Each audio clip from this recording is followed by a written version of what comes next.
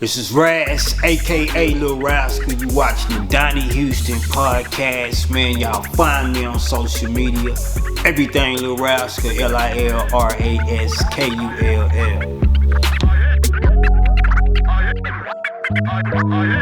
Yeah, man, it's going down. This Donnie Houston podcast. I am Donnie Houston. Check it out, man.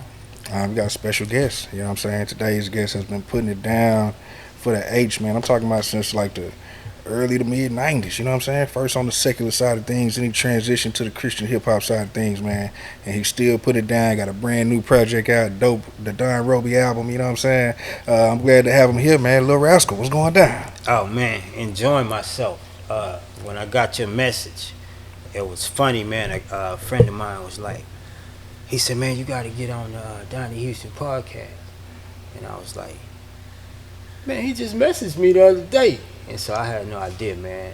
That's on me, though. That ain't, to say, when I went and researched, I was like, wow, bro, Donnie invited me. I must have done something right, man. No, come on, man, for sure. And I mean, and like I told you, you come up on the show before, you know what I'm saying? Slim talked about you. Was it Paul? It was some other Northside cats I had that mentioned you. Like, when they were coming up, you know, they was like, we was listening to, you know, Lil Raskull, Criminal Element, you know what I mean? Trinity Garden Cartel, they were just, you know.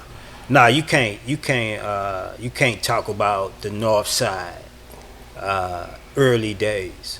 I'm talking about Rap a Lot and spread throughout the rest of the North Side without mentioning me in Houston hip hop period, you know. Because after Rap a Lot, it was Trinity Garden Cartel, and I ain't just saying neighborhood. I'm talking about came with enough force to where everybody on the North Side say, okay. And then it was Dead Game, you know, Dead Game. Shots out Ice Water Slaughter, man. Ice Water Slaughter.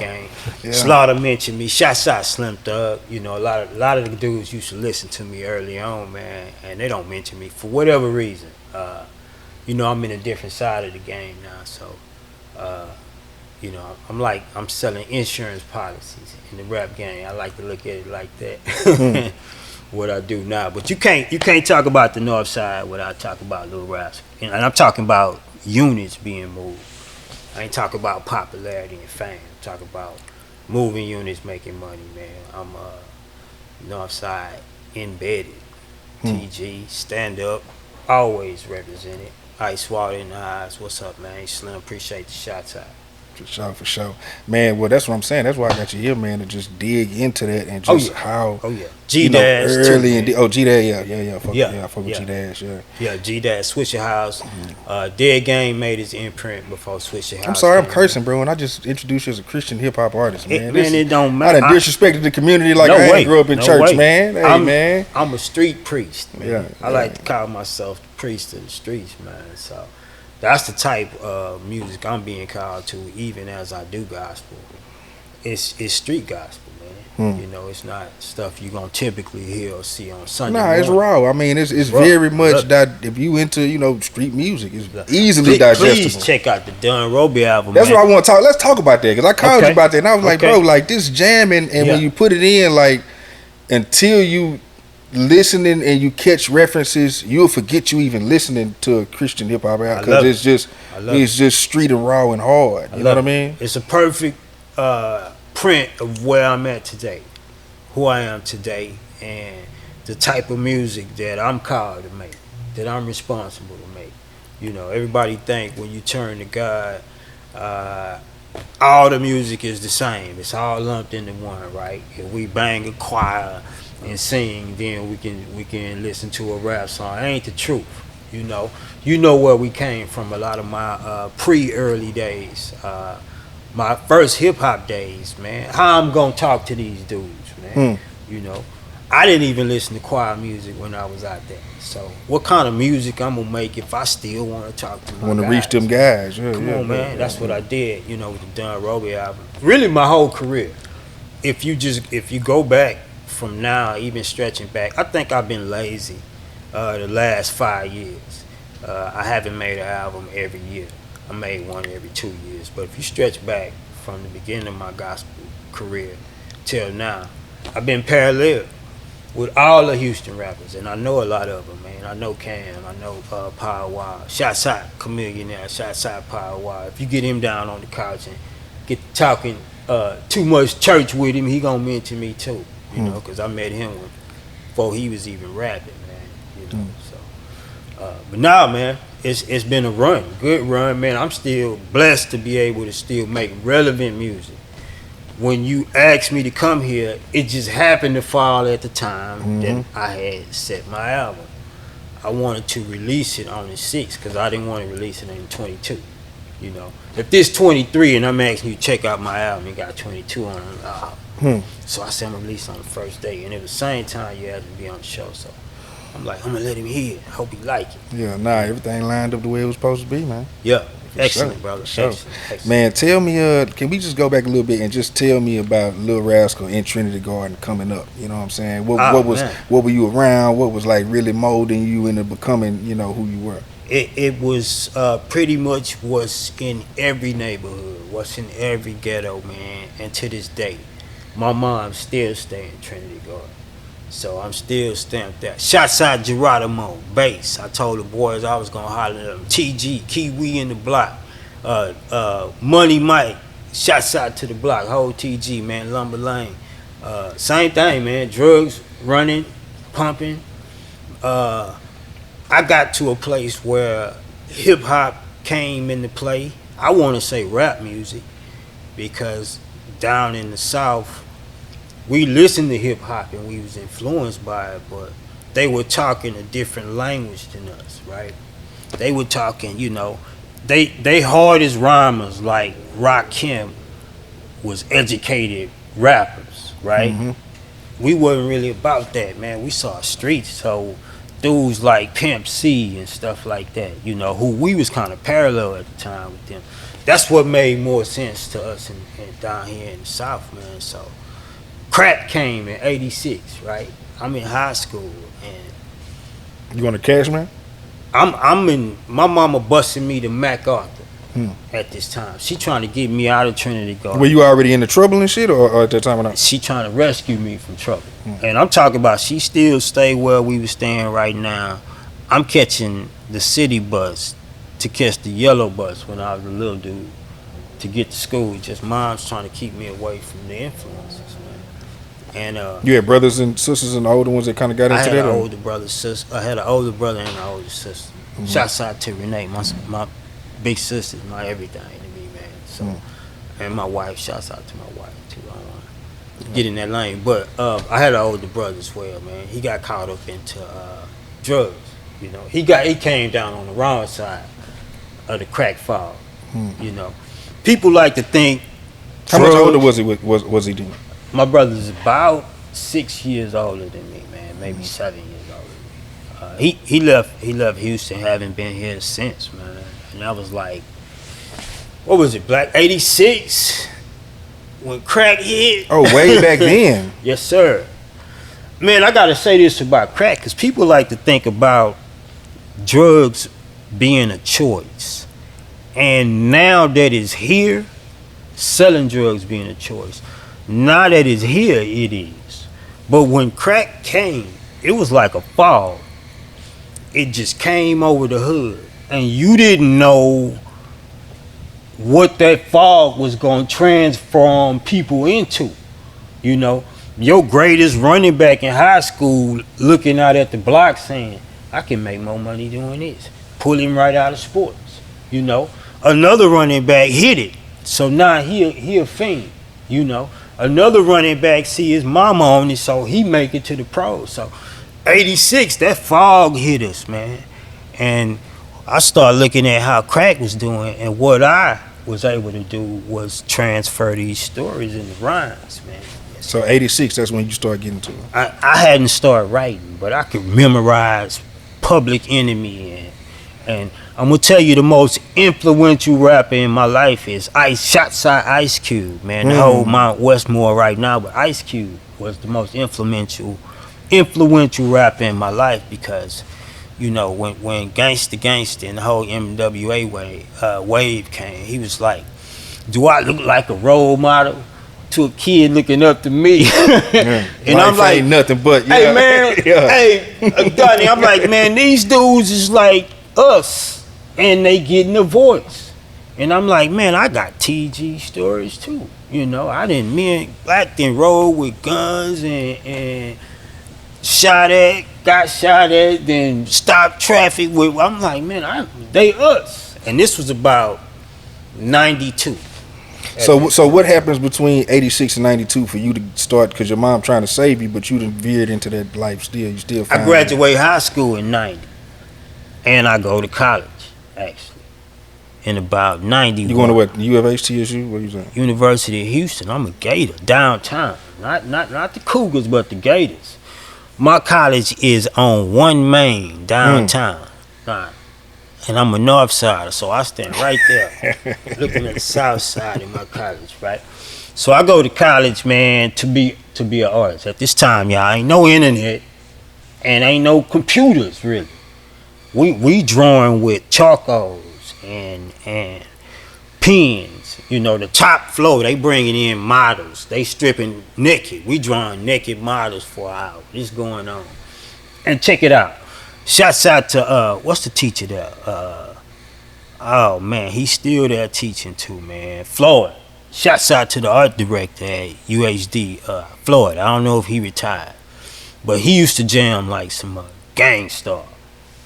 And I'm sitting here drawing like naked models, listening to Gang Starr, Floyd. But it's getting in my soul though, so I'm like, and then now you go NWA, and I'm like, these dudes is us. I don't want to go to college no more. I want to do this right here. So I dropped out of college, man, and that's how Lil Raskull was born. You know? So do you become like a street cat, get into hustling and to support yourself, or like what do you do? From the time I graduated high school, maybe 12th grade, up till this point in time, I'm in the streets. That crack wave hit, fell on the wrong side, got my brother on my side. I'm not deep hustling, but I'm petty hustling, you know. At that point in time, even in high school, let's say high school. 50 packs and, you know what I'm saying? We 50 packs. Yeah. We coming to school 10, 20s and saying I had a good night. So we playing, we doing it just to go to the club. So the music come and stakes heightened at that time, you know, because the music started getting serious. And people don't know this about Houston hip hop. Back in them days, if you were in hip hop, you were connected to a hustle family. Somebody was 2 people away from you hustling crack, and I ain't talking about 50 pack. They was sitting on that, they was sitting on something, yeah. So everybody who was rapping was attached to a hustle family at that point in time. And when I started getting serious about rap, my hustle family was like, man, you can't do this, you gonna do this. And, you know, if you knew the people we came from, you know, they were serious about it, man. So that's what kept me in the rap, you know. Lil Raskull himself, I birthed that myself, me and Tiger. Shouts out to Tiger, man. We was knee-high music, and we hustled our way up. Tiger used to do beats, I used to do rhymes. I paid for my own studio time, and we just got heard. I try to keep the story kind of vague because a lot of these dudes, I don't know if they hustle, I don't know if they in trouble, what they doing nowadays, but we had some people to come behind us that, you know, they had real money. And actually from the south side, if I just get really deep into my story, my first hustle family or hustle attachment was from a dude on the south side. I'm gonna keep his name anonymous because I don't know where he is and what he do. But when Rap-A-Lot came, everybody started picking sides, right? It was north side, south side, and so people got in his ear and he just disappeared to us. He later on executive produced a Rap-A-Lot artist from the south side, but he went 0 Dark 30 on me and Tiger. I wonder if you're talking about who I think you're talking. Go ahead. We'll talk about it off air, but go ahead. Yeah. You might know him. You might know. I don't know what he doing. I ain't, you know.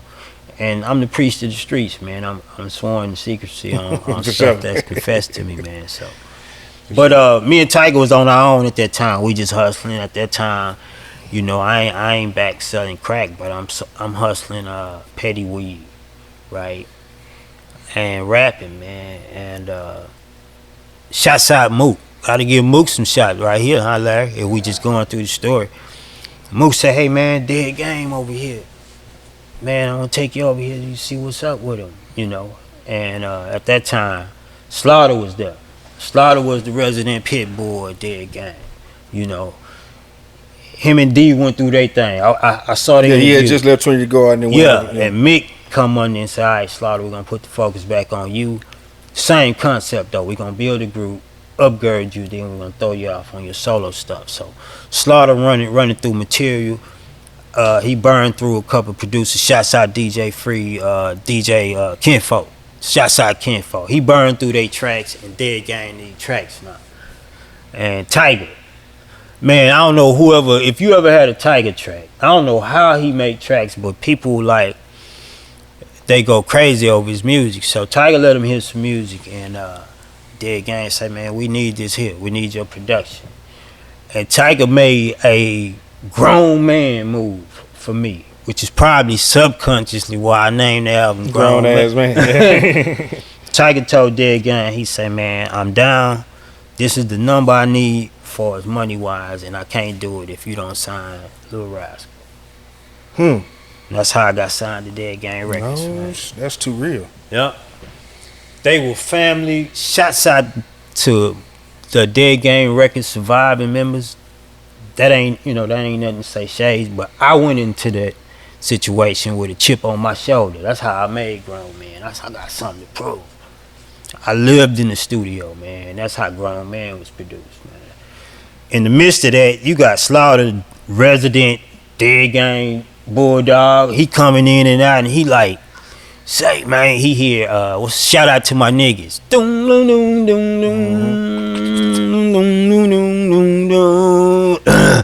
And he was like, man, Rascal, how about you do this? And I'm like, yeah. So me and him, we've been writing since day one like that together, man. We still actually do music together, but Slaughter, that's my partner in rhyme, man. I already shouted you out. I ain't gonna shout you out no more. Yeah. So okay, you do grown ass man. You do the album drops. Yeah. Moving in the streets, people messing with you. Where you at right now? Now you Lil Raskull for real. When just like D, just like Cartel. That's why I say this is the chronological order of hip hop. North Side. Rap a lot. Boom. Hits the city so hard they got South Side and North Side order. The way from the North Side goes, Trinity Garden Quartet. D hit so hard, everybody had to feel him. Everybody was jamming D and Slaughter. Dead Gang came, boom. Hit so hard, so Grown Man, the whole North Side is feeling it. It ain't just our little pocket or TG, it's the whole North Side rumbling with me.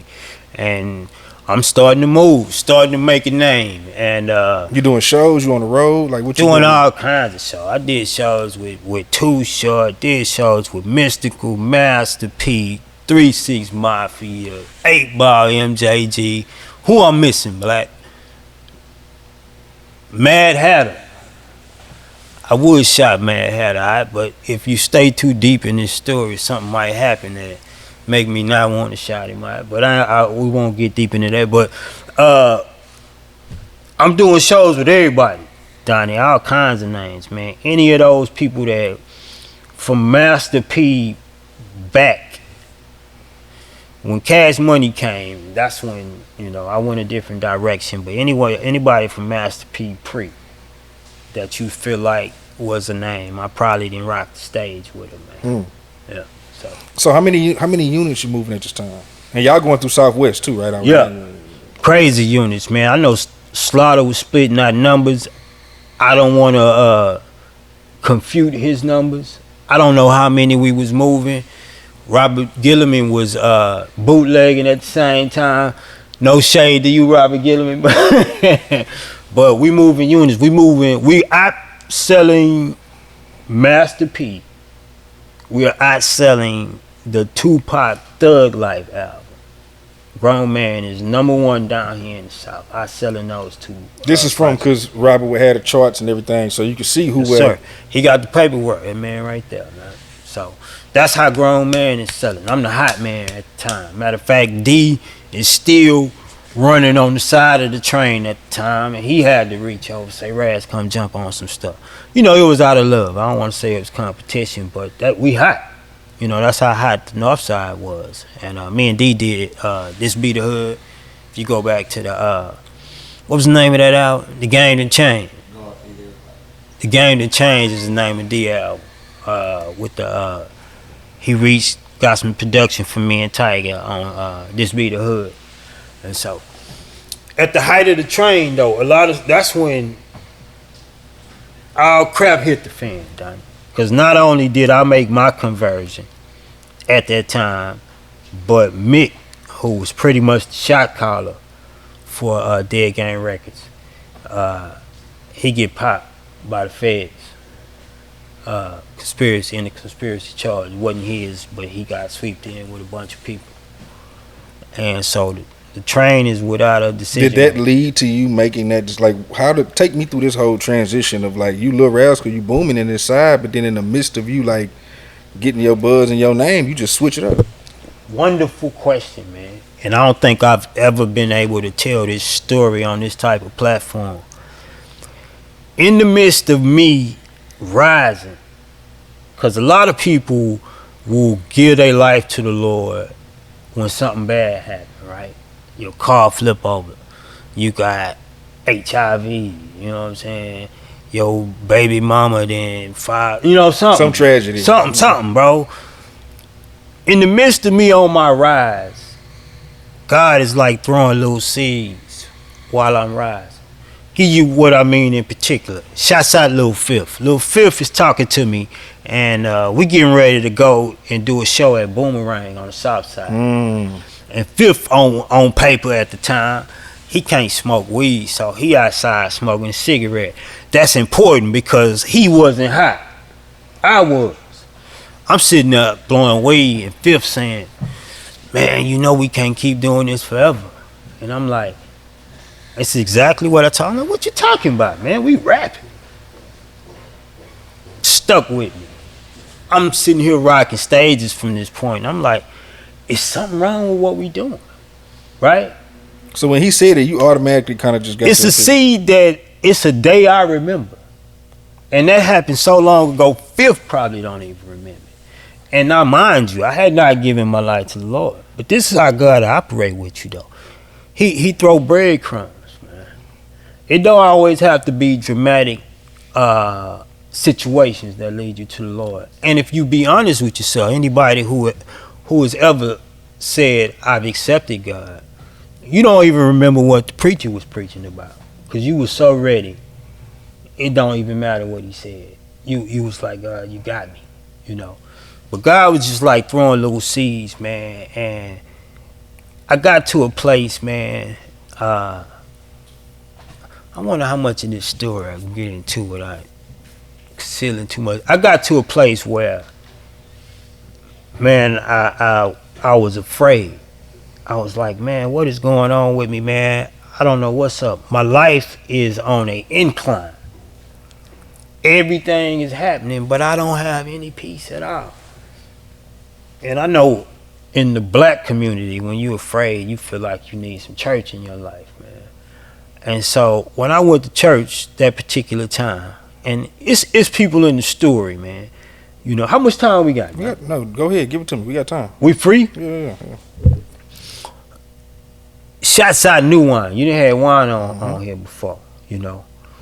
In the midst of this process, Wine comes to visit me at Dead Gang.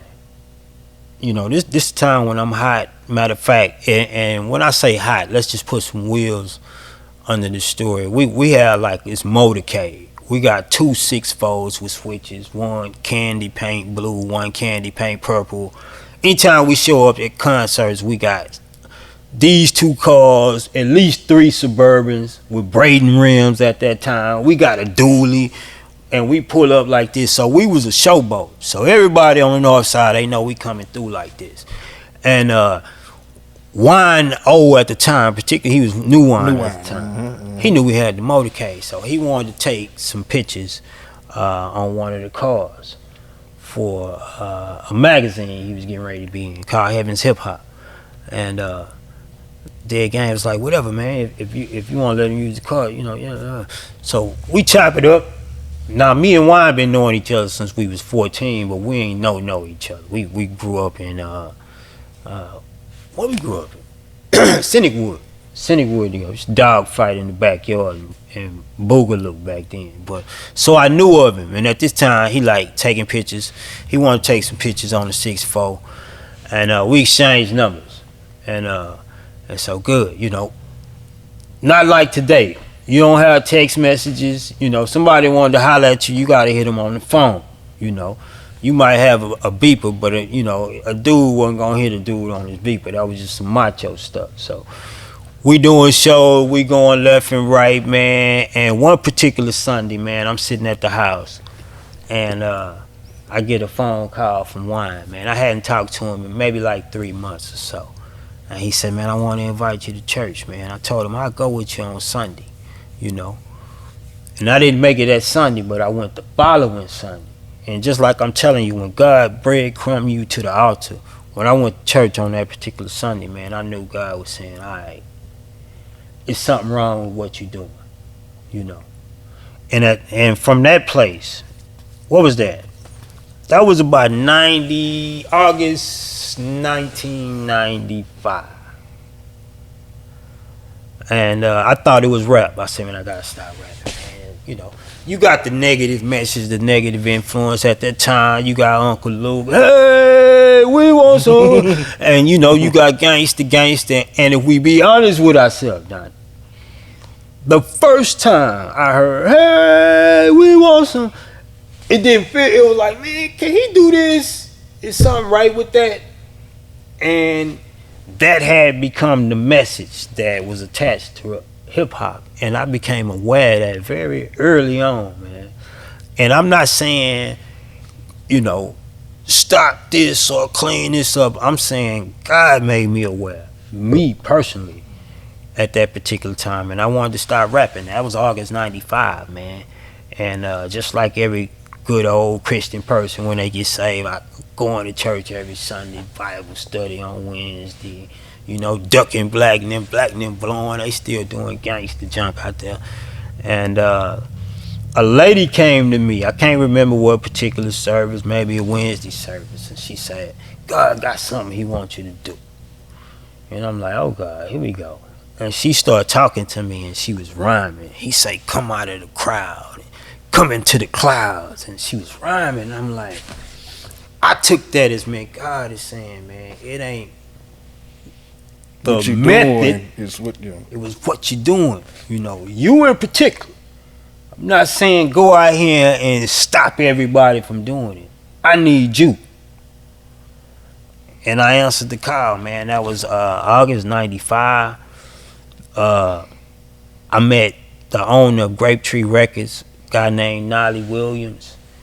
And he said, man, I do Christian hip hop. Nolly actually owned the magazine that Wine was trying to get in. And he started a record label. And he said, man, Nolly said this, man, I got to tell you this part of it. Nolly said, oh, man, this story get deep. It get deep, Donnie, but Nolly said this, man. He said, I had a dream that a secular artist was going to go gold. Was gonna go gospel. I mean, he said, I had a dream a secular artist was gonna go gospel, and I saw gold in the dream. And he said, I thought it was a gold selling artist. And he said, man, I saw your album cover, and you remember the Grown Man cover, it got Lil Raskull written gold. He said, man, when I saw the album cover, he said, man, I think it's you. And at this point in time, I had gave my life to the Lord. I'm like, let's go. And so I joined Grapetree Records, man, and we became the #1 Christian hip hop label in the world. We sold 1 million units. I ain't talking about streams. So I had just left Dead Gang, lit up the north side, charting paperwork, Pop and them all, and we charting out the streets. I come over to the Christian side, and within a matter of 2 or 3 years, man, we became the #1 selling Christian hip hop label in the world. We was moving millions of units. Nolly was an independent guy, millions of dollars. He was in Source magazine, Rap Pages. I was the pole position artist, Christian hip hop artist. Parallel. I'm watching Slim and Thug and them come up on this side, and I'm over here spitting Christian. Like, dang, feature? Huh? You know what I'm saying? Hey, I'm still the same dude. Shots out Thug. They know that. In between this time, I'm running in the Thug and stuff, man. He like, Rad. I'm like, I'm a fan. To this day, it's been times I done walked into rooms and Thug will see me. I'm like, hey, I'm just here to see Thug. I know it's a million dudes in here. Here, Rad. I'm like, man, this dude still remember me. Shouts out to Thug again, though. Appreciate it. But power, all these dudes, man, they rising up. They platinum and all this, and I'm like on the parallel side, man. People don't even know it. I'm over here doing Christian rap, man. But been a hell of a run. Been a hell of a run. Did the name, the spelling of your name, did that deal with you switching labels, or was that like, okay, when I'm doing a different style, then I'm gonna go? I actually came up with that spelling before I left Dead Game. And if you go to the Honeycomb, which is Dead Game Records remnant, where they still hang out at, it's a poster on the wall. Well, before I left Dead Game, I signed the poster, RASKULL. And so I switched it over. So you left the label before the CEO got into the trouble and all that, and we were right in the midst of it. We were right in the midst of it. He was saying that he had to turn himself in and go talk to him. And I remember sitting in the office with him, and I was like, man, what you gonna do? We used to call him Lizard. He was like, Lizard, what you gonna do? And he was like, man, I don't know. But he said, hey, I'm gonna tell you something, man. Rest in peace, Mick, because Mick later on got killed. I don't know if Slaughter said this. Mick got killed a few years ago by his wife. She shot him in the head, left him in the house. And he ran Dead Game. Before I left Dead Game, he said, man, I had this dream. He said, man, he was tripping. Mick used to drink, you know, he was on a drink. He poured before he said, man, I had this dream. Man, we was like Dead Game was like in hell. It was like dark. And he said, man, and you was on the raft, man, and you was like coming in to save everybody. And we was laughing about it. This right before he had to turn himself in. He tripping, and we talked about it. But I ain't know. I had no intention on leaving Dead Game. I thought the streets would accept my change, which is why if you go back to my 1996 album, it's named Controverse All Star. That's why I named it that, because I had just dropped Grown Man, and now I'm God now, and I thought that album would be served directly back to the streets, like Grown Man. I didn't know it was a whole Christian industry. It was no Christian hip hop industry at that time. We actually built that, myself and some of my guys, you know, across the country, man. Shots Out Gospel Gangsters, Chili Baby, Petty D, a lot of dudes, man. We actually had to build the Christian industry. But I thought my first album, I had no intention on leaving Dead Game, man. You know, of course, man, I didn't leave my boys, man. I'm Dead Game for life still, you know, so. Now, Mick happened to be in that crunch, man. God was dealing with me at the same time, man. And I know that sounds crazy, but that's just how God is. That's just the way it went. Yeah. Mick got out later on, man. Bro, me and Mick used to be at it, Donnie. We bump heads back in the Grown Man days, because, you know, you go back and look, man, I should have brought that. I left Donnie's album, man. You bump heads. I used to bump heads with Mick because they put the Stretch Limo on that album, right? Stretch Suburban. Mm-hmm. And I like, man, I ain't want that. I wanted to picture myself or whatever, you know. But Pen and Pistol, we was using them way back then. They was like, that junk was like cool when they done that. Look, we stuck to Suburban. So Mick was like, yeah, I paid 10 grand for this graphic. And I'm like, I don't care, man. I want my album to look like we used to bump heads. And I mean bad, to the point where I'm like, man, screw them, man, whatever. And then, you know, Mick did his time, bro, and I'm back doing the gospel. He get out. And I went back and apologized to Mick, because I'm like, man, you was taking graveyard chance. Just trying to make that thing. And I'm living my dream. And I'm in here, mad at you, man. Use the freaking cover if you spent 10 grand. The older ass.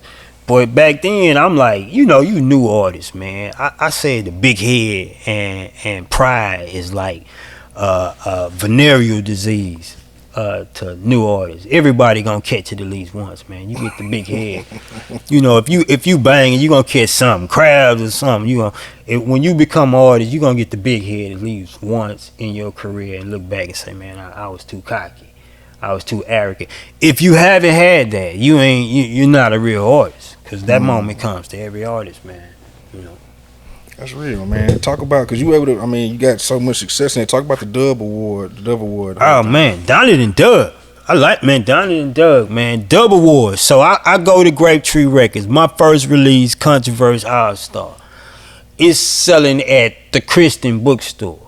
And I'm smart, though, right, Donnie? I'm like, on the cover, I look like a Lil Raskull. I got a striped sweater on, the 8-piece pie hat. And I'm looking real nice, but when they put the album on, it's hip hop, it's southern, man. And so the Christian bookstore, they selling. They hadn't seen nothing like that before. It was no Kurt Franklin, so it was not an influx of black people rushing chain Christian bookstores to get black music.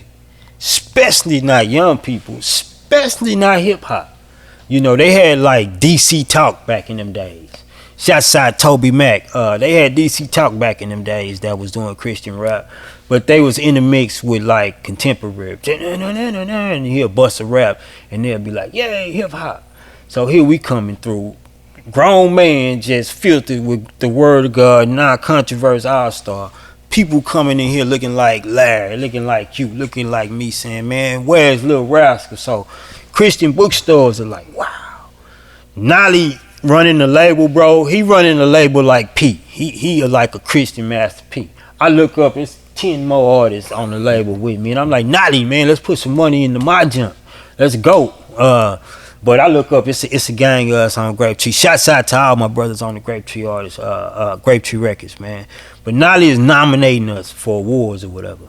And what was it? 1998, my third release, called Glory to Glory, was nominated for a Dub Award, Best Rap Album of the Year.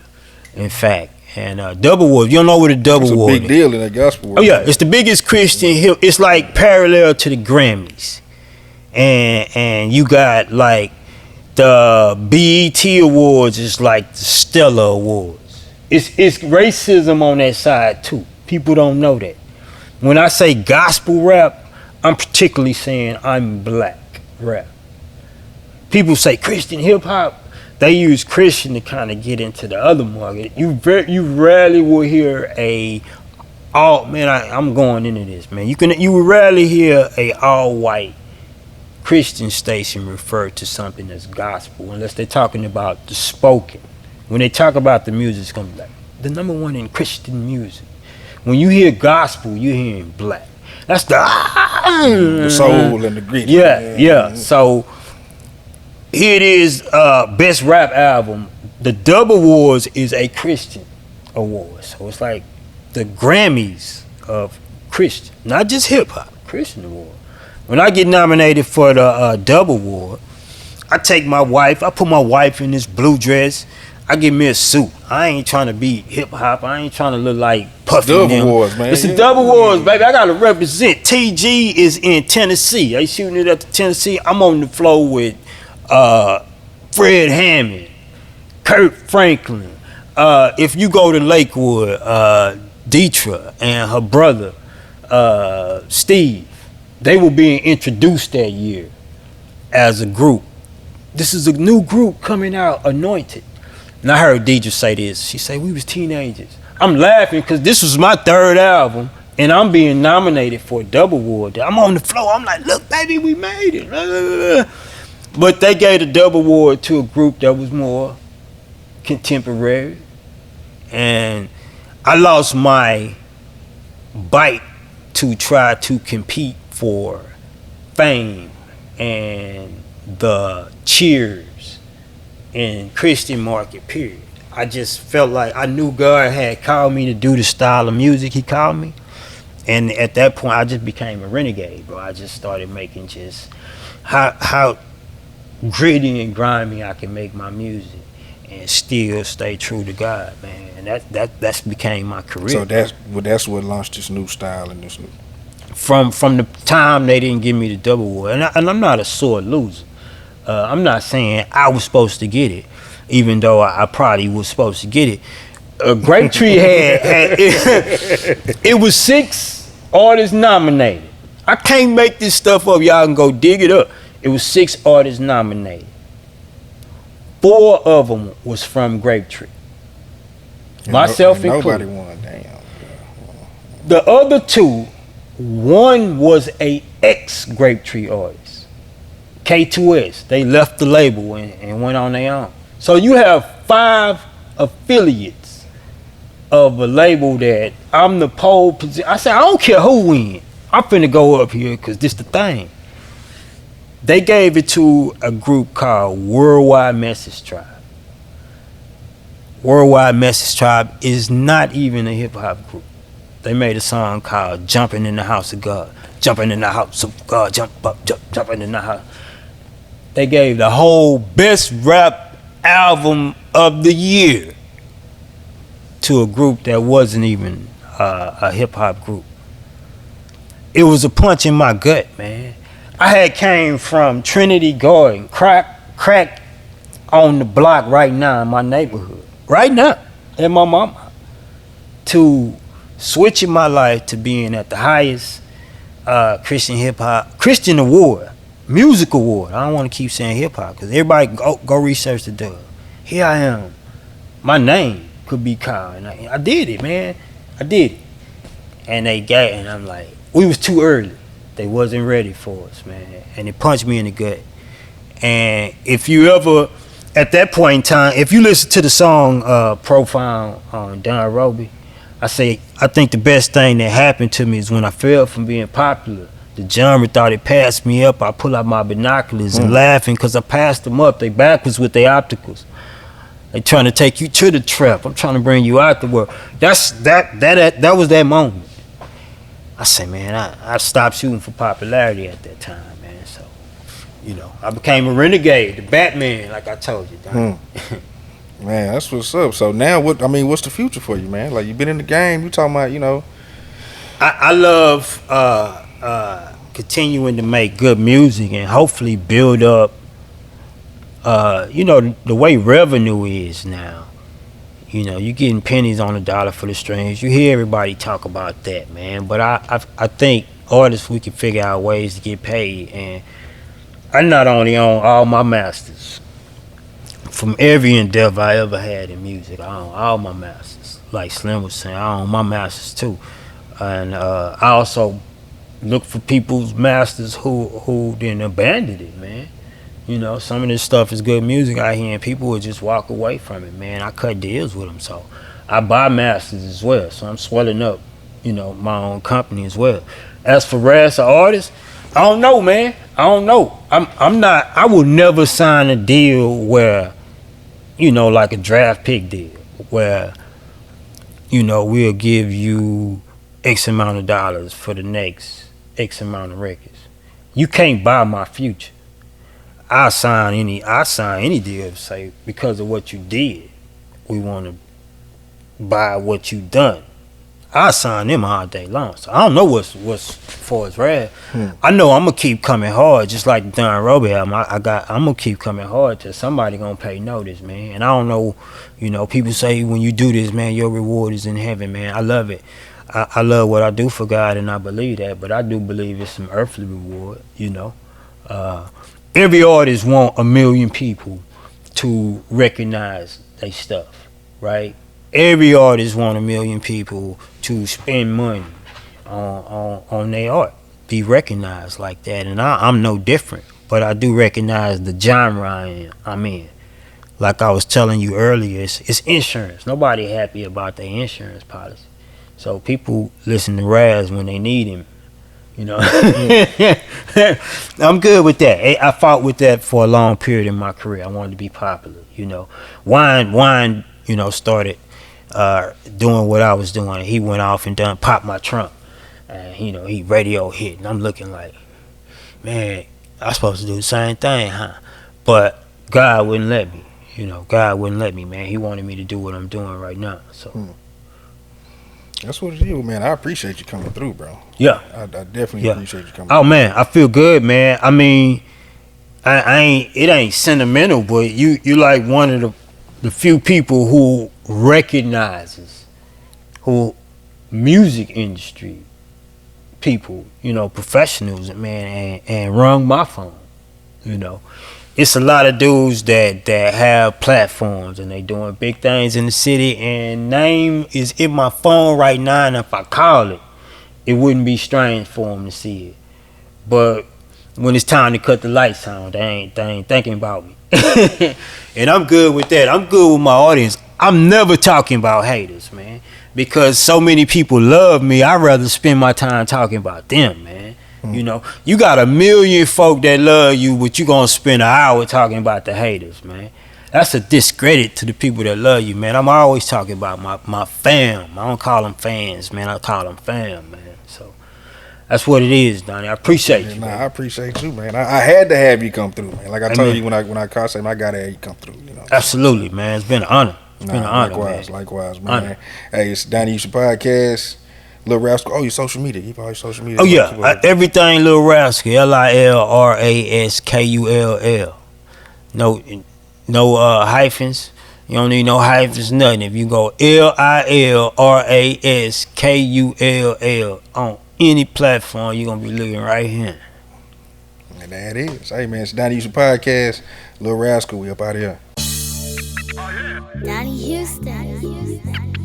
Oh, yeah.